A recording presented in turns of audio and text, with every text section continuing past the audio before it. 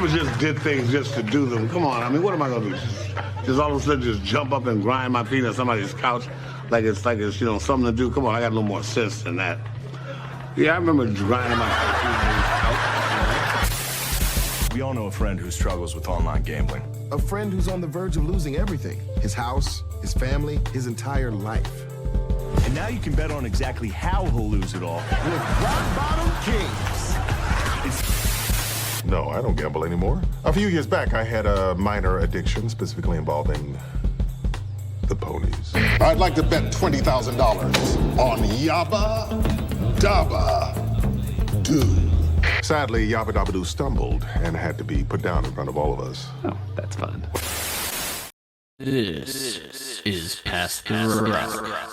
I forgot that entire intro is basically about football and gambling, so maybe we do go ahead and just do for right here the the ESPN NFL story, which is probably the biggest news in sports of the week, I would think. The official NFL buying into ESPN.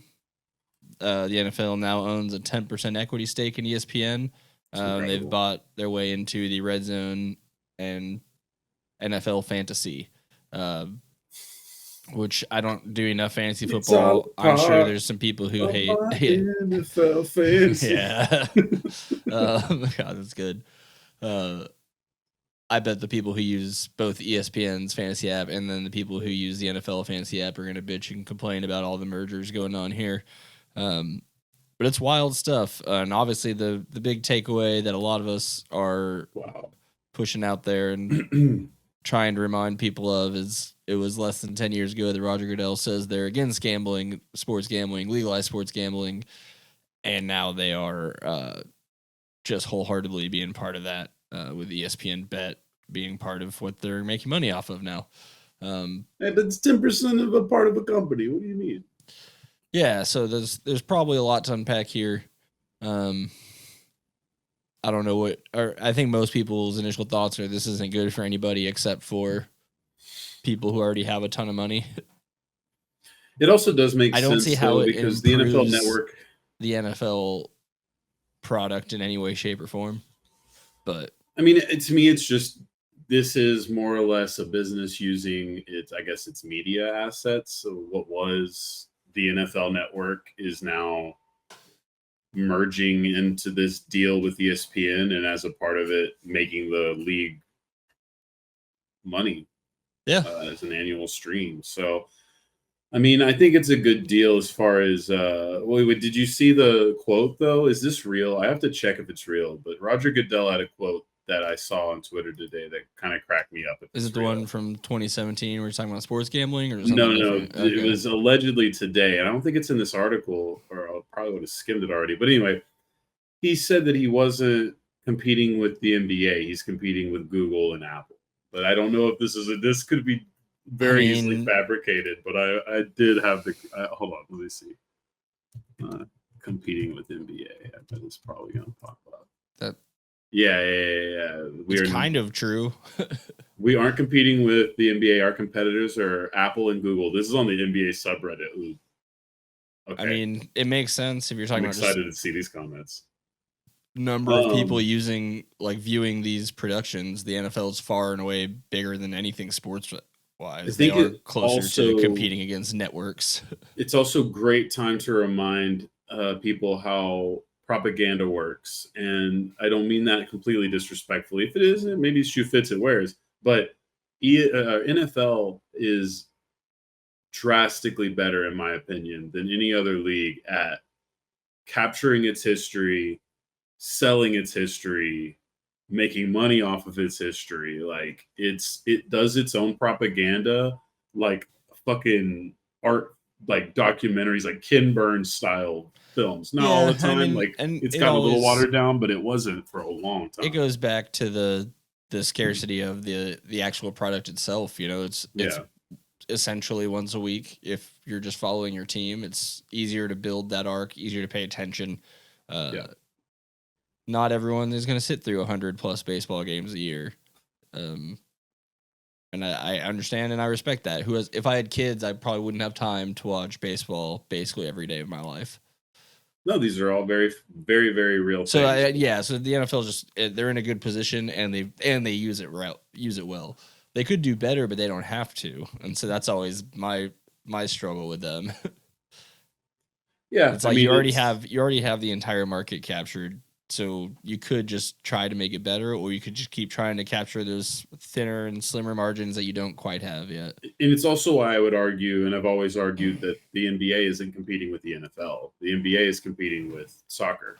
Basketball is competing with soccer. You know what I mean? Yeah, That's realistically what's happening for the money. Because ultimately, if they win that battle, they make more money. It's a Those are long the only battle, two but sports that's with the a larger international community, really. That's not just a couple of countries.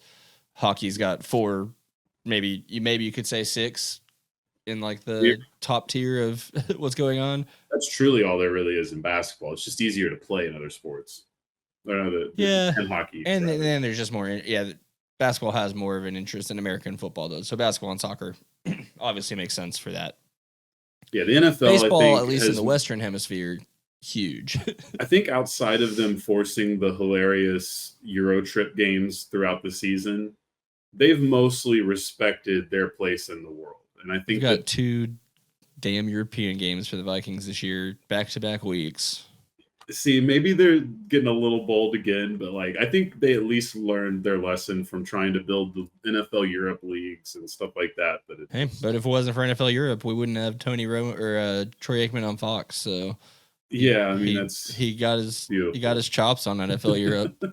I'm sure he could have found fucking Big 12 football to have covered for a second, or Conference USA football. I don't remember. It's been a while since I've heard him talk about it, but I think it only happened because it was NFL Europe. I think I see. Okay. Well, either way, yeah. So I'm not surprised as far as the business making money. I just think that ESPN's priorities have been very interesting. I also think I saw someone talk about how Barstool has more or less won the culture war with ESPN now. You know, some of their recent like hirings and firings sort of take away from the analytics crowd and show you more of the social media crowd. You know, you're talking about on ESPN. I'm just talking about anything like there. So obviously Zach Lowe kind of started, I think, a real conversation about the quality of who they're cutting, right? And then at least with like the nerds and stuff, like we thought the nerds were always safe. You know, like you can trim the fat on some of these athletes and some of these Bill Simmons guys that gets expensive and stuff. Well, yeah, I would consider Bill Simmons one of the nerds for sure. So, but Bill is not a true nerd. Bill is a historian. But yeah, if you look at what they're putting out there today, he'd be considered a nerd. Yeah, he was a little forward thinking than most. He's not a hot girl or a former player. Sure, but yes, and this is what I'm saying. Or just a sports. What do they? I always forget what they call it on 30 Rock. It's either sports yelling or sports screaming, and it's just the around the horn 4 screens with everyone going on top, and Tracy Jordan just actually just. Ah! No, exactly. That is a lot of what Steven Asset Smith they've moved into. Yeah. I mean, and you've obviously got the Barstoolification of their own product when they've backed McAfee through and through and through. And anytime any of their other employees get into a slight bit of trouble, they bail for the most part. There's big repercussions. And McAfee is kind of allowed to Can you hear say that? do. Or is that just me? I don't think so. This ABC News article just decided to autoplay a video 5-10 minutes after I've been on the page. I was like, what the fuck is that? Something about Crohn's disease. When it comes to the rest of the gambling aspect of it, you just get to laugh at it because it's going to continue to happen. Maybe we'll laugh eventually in like 5 to 10 years. Yeah, I do wonder if there's some rapid crash we get if there's too many players getting caught doing things. Baseball and basketball are the only ones I know of where we've heard of players getting in trouble for like. We've got the NFL. We've got a couple NFL guys now. All the NFL ones I know of are like they're placing bets, not necessarily they're like going out there and like throwing the ball directly into the ground. Maybe that's just more tough to do. The most nefarious ones. It might be more tough to do in football, just the way the game's set up, unless the quarterback or receiver's doing it. There's not enough individual contribution by some of these players. Maybe. Yeah, just you see running backs just taking knees in the backfield. I mean, running backs might be able to pull it off because they just don't block on passing downs, and they might be able to. Or, if it's about their yardage, they just accidentally run into a lineman. Yeah, Oops, yeah. I fell down. So some of those, I guess, could, but yeah, it's harder to game a football game, probably, as far as we can tell. We should also probably talk about the Lions, the debut. There's been a preseason game, and they've debuted the Lions. Oh, the virtual. I don't even. Someone asked me about it, and I didn't know that it was a thing that was happening. So I half-assed my way through that conversation without knowing what they were really talking about. So That's pro. That's I don't pro really right know there. I still don't really know what are they actually doing besides just showing me a graphic. I don't think the NFL is falling off by this measure because Because I think if I remember correctly, they tried some of this last preseason too. Yeah, but this isn't. It's it now. So now they're using tennis technology to track first downs, and it's not exactly, but it's basically the same technology based on where the ref spots the ball. Yeah, Still. Yeah. I mean, honestly, probably So it happened in the first preseason game. I did not even know the first preseason game happened. The Hall of Fame game. I'm glad the Cowboys weren't a part of it because I definitely wouldn't have watched it. I had no fucking clue.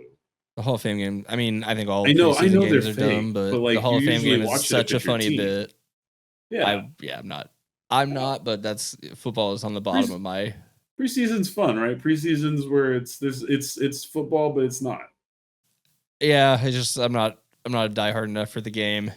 No, that's the best part. Is it's like putting on a moving to watch picture guys that I'll never hear yet. I'll watch freaking spring training baseball on you all day, but spring training baseball is great. That is if the 160 games of the regular season weren't enough. That's like when I went to Boston and they had the Red Sox minor league team on one of the TVs during the NBA playoffs. Yeah, and hockey, especially up in we do high school football here, so I would be way more likely to go to just a high school football game than I would to watch NFL preseason. That's a very valid point.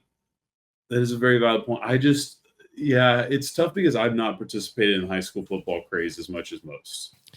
Yeah, I mean, and if I wasn't in the band in high school, I don't know if I would have gone to games at all. But I had to be there, so my school was dog shit at football and probably should always stay that way. And, we got a little bit better as I was there longer. They were not good when I was playing or when I was started. Population wise, my school has no chance. They're feeding off hillbillies. Like they just don't make them that big, fast, and strong. It just doesn't work like that. That's a very fair point, though. Hawkeye technology is the primary way to measure the line to gain rather than the chains. Okay, so they're basically just turning the yellow line on TV into the actual line they're going to use to measure. That makes sense. With a different system than the TV with people the are better probably one. using. But yeah, it's still heavily reliant on where someone 50 yards away thinks the ball ended up. Yes. Someday we'll get there. I mean, well, but so they're not It using feels like chips, football- though? Isn't there chips in the footballs? I don't think there are yet. I guess not with this one. But I would say football is the one sport where you can maybe get away with that. But in basketball, I can understand someone saying it feels different when they're shooting or the ball. Right, like, they're you gotta worried about the dribble. two different air hole thing. That's the problem with the basketball. Yeah, I think football, you do different things with the football that won't be as affected, I feel like. But yeah, I mean, this is where it should be. Officiating Football's very unpredictable. for being the most profitable sports league, probably in the world, I guess, compared to EPL. I don't know, but you'd think they'd have figured out things better than of the American sports leagues. They're the ones who should have than insurance agents first. and mid-tier lawyers running around on the field trying to guess what's happening underneath a pile of men. And realistically, this sets the ground for. Obviously, we talked about it a little, or hinted a little bit. The basketball that they're starting to inch closer to using. I'm sure we'll use once the technology's there that allows them to track basketballs in a way they never have before. But baseball is the most important one, the one we're all looking at here, really, and this is laying the groundwork for baseball to finally come to Jesus about the strike zone. They have to do it. It's the dumbest. That's one of the dumbest things. They also have to codify what is a swing and what isn't, but we'll get to that one after we get balls and strikes correct. Yeah, they're gonna have to live. It is funny that there's just nothing. I think the only wording in the rule book is like if a player attempts to swing, it'll be counted as a strike. But there's no definition of what attempt to swing means. Yeah, and they've just been getting by on letting some guy 90 feet down there be like, saw that for sure, even though there's nothing to gauge. Well, the line, but it was like there is nothing. There's what people try to explain it as of like how they understand what the umpires are looking for, but there's nothing in the rules. I think that's a gray area rule. That's a classic NBA. Like I said, the only actual I've looked it up before. The only actual wording is a player if a player attempts to swing, and that's all you get.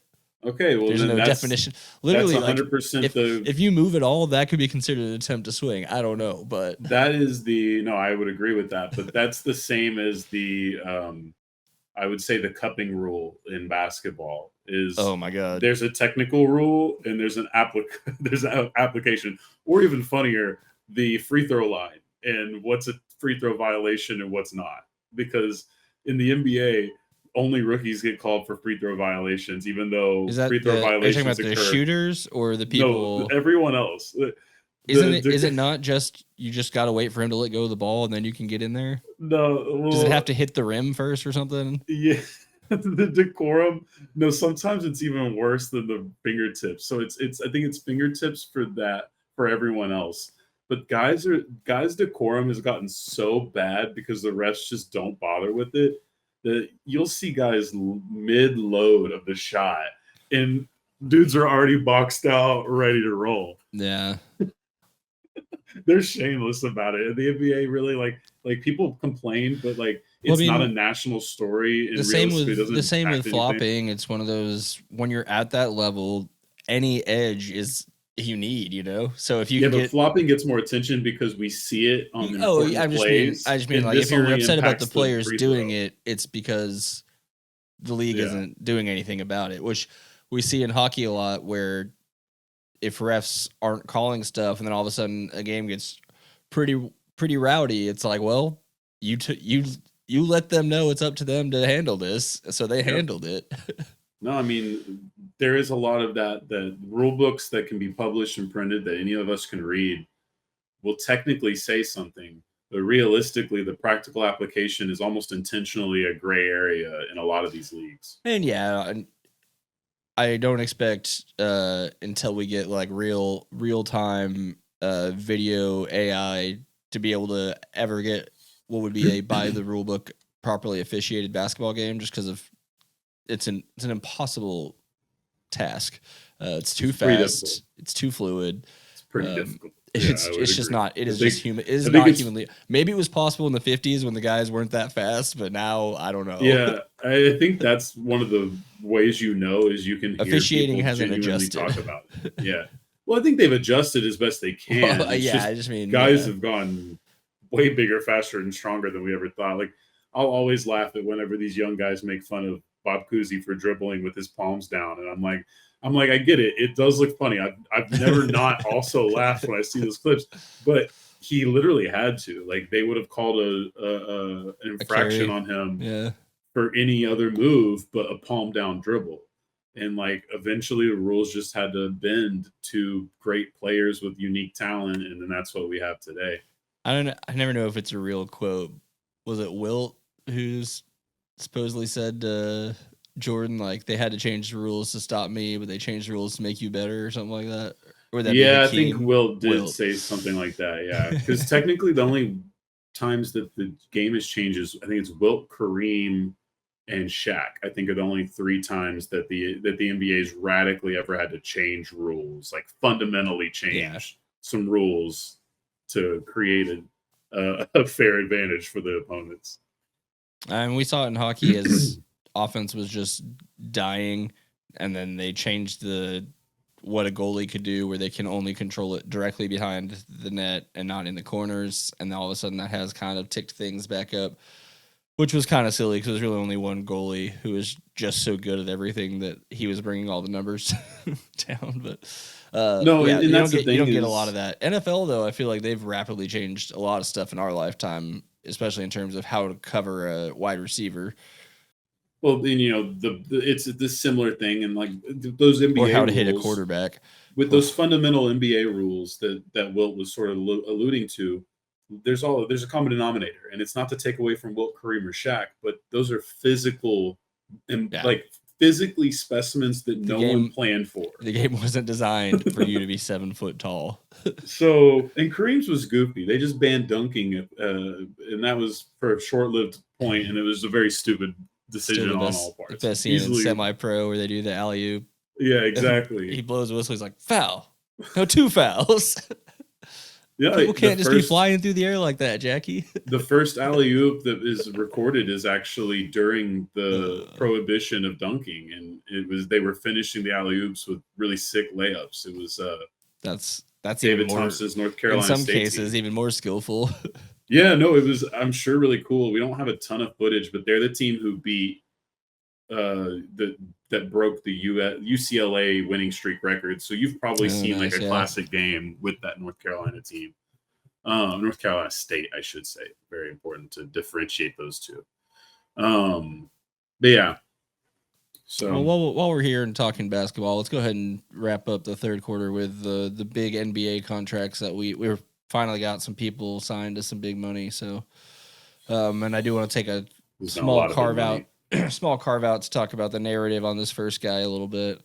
So obviously Luka signs a big deal. 3 years, $165 million, with a player option on the back end. Yeah, on the third year, it's 55 average, 160 milli. Yeah. I just think it's worth pointing out.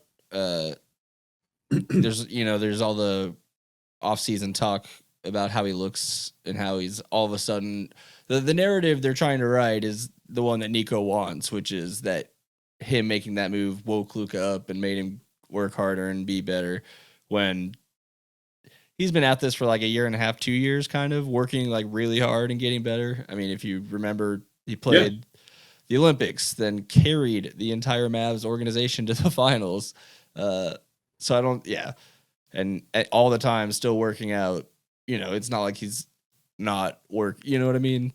And I think there's the funny men's health article that came out, which is partly written by AI, as confirmed by the author of the article. So yeah, from what they did is they apparently pulled a article that had it was from the draft combine of that year, and so Dante DiVincenzo also drafted. I guess it just mistook its white boys. But it's also just funny because it's like listing his workouts, and it's just like standard workouts. Like he's not like there's nothing in there that's like, oh, this is why he would all of a sudden look different. It's like, yeah, he's doing pull-ups, push-ups. We're like an NBA athlete does not necessarily work out this. They don't all work out the same either because they all have different philosophies. Kevin Durant refuses to lift like heavy weights. Yeah. He does. It's all just muscle building routine. But yeah, just to get out there that we acknowledge that Luka was already working very hard and trying very hard even before he was traded and shamed by his former team. Yeah, and I mean, not to just play devil's advocate to Nico, but I think that there was another regression from Luka after they went to the finals, which was frustrating. But ultimately, could have been more about injury. Could have been more about whatever. Like I said, that run of Olympics all the way through the finals is more basketball than most people are playing. Like that's gonna happen. Which is completely fair. It's just unfortunate that Luka's trying to pull all this shit in the wake of LeBron, and Kevin for that instance, because Kevin and LeBron have done it sort of differently, but to somewhat the same extent. Curry's a smaller guy, so I don't necessarily put him on that same level. And it's also he did have injuries that slowed his stardom down for the beginning of his career, so he doesn't really fit this. Luka seemingly seems like a healthy guy. It just doesn't. It looks like there's a lot of evidence that he doesn't do everything possible to keep his body at maximum capacity, which we know LeBron has done probably through more work than he needed to, but he was very thorough with that. That's his thing. More money than most people will ever make in their lives spent on. I mean, it's more than just money. It's time, effort. Yeah. Like there's just been so much thought put into LeBron's physical being than I think any other athlete that's ever existed. And then Kevin Durant is a very smart kid. He's different about it. He's like more holistic, right? He hoops. He stays ready. So And it's his also workouts just, are only based around hoop. a lot of that you look at just the style of game they play, and Kevin Durant doesn't need. That's never been part of his game. So like, there's no need for that. LeBron, even early on, was trying to drive, trying to get inside with all the bodies. So he needed to get bigger and stronger. Which is also why Wemby probably won't. Wemby will probably just do similar to Kevin Durant, which is probably the exact right thing for his body type. No fear. I think Wemby's going to be perfect. But yeah, so on the Luka thing, we don't know. We don't know to believe him. Even if he was still a Maverick, you wouldn't know what to believe right now. All you know is this was coming. He gets to sign a bigger contract down the road. By the way, his projected next contract, 84 average a year. I mean, yeah, if he was still with the Mavs, wouldn't it be? That's what it would have been. Yeah. Essentially, this is where he recoups the money. That's why we all knew this option was coming. Yeah, and so I do want. Obviously, he's going to have 2 years to decide if he actually enjoys being in LA, if he thinks the team's doing enough for what he wants them to do. And then who knows? He could go somewhere else in 2 years. I can tell you one team I don't think he's going to go to. That would be the Dallas Mavericks. But who knows? Yeah, I mean, anything could happen. If they sell the team in the next 2 years. No, I think that with the new ownership, that kind of sealed Luka's fate, that he's probably going to marry the Lakers regardless of. It would make sense. I mean, why wouldn't you? Unless you just really thought, hey, if I go on this team, all of a sudden I could win a bunch quick, which isn't a guarantee anywhere. So yeah, how long does he even want to play here? Like, he might actually be one of the guys who's ready to go play overseas. Be done by 35. International. We might have LeBron might be making an international league when he retires. So that'll be interesting to think about as well. But let's talk about. We'll jump around a little bit here. Talk about a guy who's going to make more money than Luka for the next 2 or 3 years somehow. A little bit. I mean, like he does. There's more guaranteed money there right now, but on the back end, altogether, Luka's definitely coming home the bigger winner. Yeah. Unless talking about De'Aaron Fox, unless all of a sudden he steps his game up another gear 5, he probably will be signing a next deal. I'm going to go ahead and tell you, I don't think we're going to see Foxy have another max contract. I think that this next 4 years is probably what's left of his best years, and I guess the question is, are all 4 in San Antonio? Seemingly, when they traded for him, that's exactly what they thought it would be. Now things have gotten a little weird. I mean, yeah, getting the number 2 and number 14 pick kind of shakes things up a bit. I think it's a great spot to be in, because even if you decide in 2 years you're like, this isn't worth it for us, someone's going to take that contract, because there are bad teams out there who want to hit the floor, who have to hit the floor. So yeah, and I think he's a very useful, recognizable enough, talented piece. player. So and he's awesome. I'm excited to have him. I'm glad we locked him up. It would be, if he plays out 4 years, I think that'd be a great sign. I think that's a great sign for the team. It's just hard to imagine, but basketball is going to change a lot. We're going to see a lot of things. The cap ain't going down, so. No, I know. It's not about the money. It's about the fit. I think that it's sort of similar to what I was talking about with the girls earlier. It's like having Enrique and Paige at the same time it's fine, but is it the best practice? And having De'Aaron Fox and having Dylan Harper at the same time is fine for sure in a different way, but for how long? Like, is like even just a year, I could argue they might be ready to move on, which is naturally something San Antonio does. But it's a new era. I mean, Pop is still there, but it's probably the least influence he's ever had on the team. So. Well, and this is a difficult team because you still fundamentally don't know anything about it, despite having the most interesting prospect in all of basketball. Yeah, and a number of really fun and entertaining guys to watch. But as a team, what is that? And I'm with you on that. Watching them a few times over the last couple of years is, wildly confusing. It feels like watching a college basketball team, honestly. Yeah, well, you have no form because they're what they could potentially be like if you played this group with 2K. We've not seen anything like it at all. Not even the becomings of this. Like I assume they have to De'Aaron Fox nerf. gets there, They have to Wemby goes nerf out. Wemby in 2K, or else you would never lose. But a video game that's that? Oh my god! But I mean, seriously, I mean, with how much of did Fox and Wemby play at all? I think that would have been after, right? No, they After should the have played shutdown? at least a game, right? But not any I thought significant Wemby got time. shut down to start the year. No, the blood clots were mid-year. Because it was right before I went down to No, I Austin meant for the meant Austin like game. new year, like new season, not mid. It was mid of the season, but new year, as in like 2025. I'm trying to remember because it was thought- right I before. thought Because Wemby it was was one of right the out. first It might things have that been the happened this same year. week that we got Fox, if I remember correctly. Because I was about to go, thinking I was going to go see both of them in Austin. And they shut him down. But Yeah, he played 17 games. February 5th, he made his Spurs debut. yeah, that was a deadline deal, or shortly before. And then Wemby's blood clot thing happened.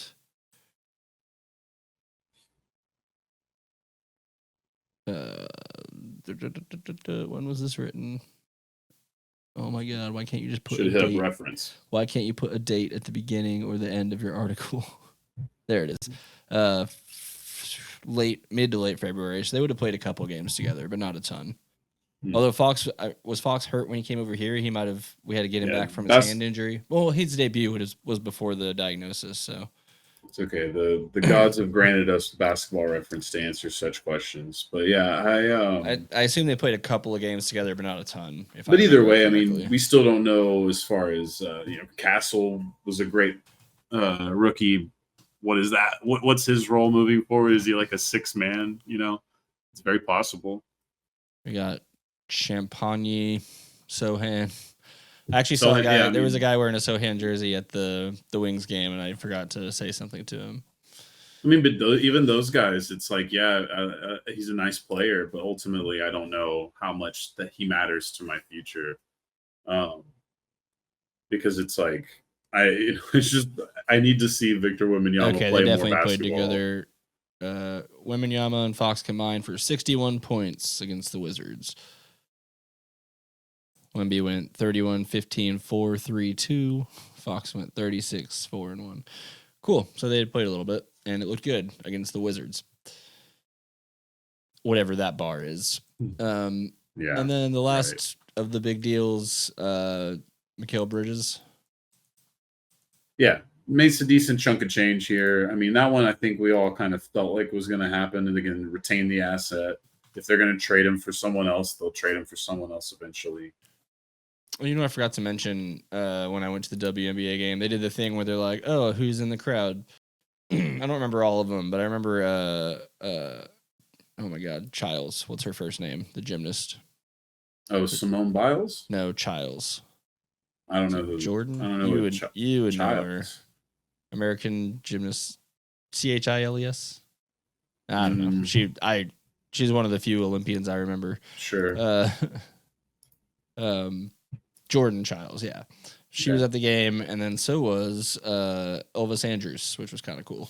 Nice. Yeah. I mean, local celebrity. What do you mean? I mean, yeah, he's on the Rangers Sports Network. He does a lot with them. There's a whole generation that apparently I haven't gone back to watch it, but there was a night where him and Jared Sandler were two of the dots in the dot race. Oh, really? Yeah, that's hilarious. Yeah, I think Sandler ended up winning it, which is funny. I could see that he wanted to. I definitely think Elvis wanted to be the one that fucked it up. He was probably the one who led the start and then screwed it up. I think they actually were going. I think Sandler probably keeps himself in better running shape than Elvis does these days. Respect. I mean, why does Elvis need to run fast? Elvis played a ton of baseball. Yeah, probably since he was had at least very, 6. very above average career. He was awesome. One of my favorites. Yeah. I didn't have a whole lot of Mikal Bridges, honestly. Yeah, I mean, there's not much there. There's a player option for it. there's an interesting question of whether the Knicks keep their roster as it is, or if they end up using him or someone else to get Why a is bigger this- piece. But Why is this Wikipedia picture just looks like a fucking selfie from Snapchat? That's so funny. it probably is. I mean, that generation, I don't know. I could see that. Well, just because I know that there's been way better professional shots of him taken. I mean, yes, but then maybe not. Maybe it's just a simple, oh, wow, that really is just that's definitely a selfie that he uploaded. yeah. I don't. That's Did weird. he upload it to his own Wikipedia? I don't know. I don't know if you're even allowed to do that. Yeah, you're definitely allowed to edit your own Wikipedia, bro. Well, yeah, but I don't know if the moderators will just keep a low quality picture just because who uploaded I mean, it. if someone, like, it's a basketball player, you think these Wikipedia mods really care that much? I'm Yes. dying at the not to be confused with Miles Bridges, Yeah, I because think if that's you- doing a lot of heavy lifting right there. Uh, Yeah. I'll bet if I was McCullough, I wouldn't want to be. Yeah. But all right, I think that'll wrap up our Yeah, I mean, explosive NFL everyone's- ESPN, Everyone's shocked commentary, that businesses are making more money. It's which fair I'm sure because Caesar will want to speak on a bit. So it'll be good to give him a chance to do better than maybe we did on it. yeah, well, I think both these stories have a similar through line, right? It's with the big NBA contracts, we have shell shock because we're seeing all this money being made because leagues are making more money. Similar situation to the NFL making money off their properties and getting into gambling because they know it's more noticeable and palpable because their salaries are changing. They and just most saw other a people's are graph that's not. just their profits just with gambling. Basically all these sports industries have been doing this Stonks. over the last like 20 to 30 years. And now we're gonna go And exponential. most of America has just been doing that. So it's I think it's palpable when the difference is that easy. Like, I mean, it is crazy. Like I wouldn't be surprised if people start tuning out over $85 million a year kind of contracts. Not like there's anything you can do about it, but I mean, that bitching is the definitely a actual big part of number it. never means anything to me anymore because I just until something shocking happens where cap goes down, then they're just always going to be higher paid players. That's just how that works.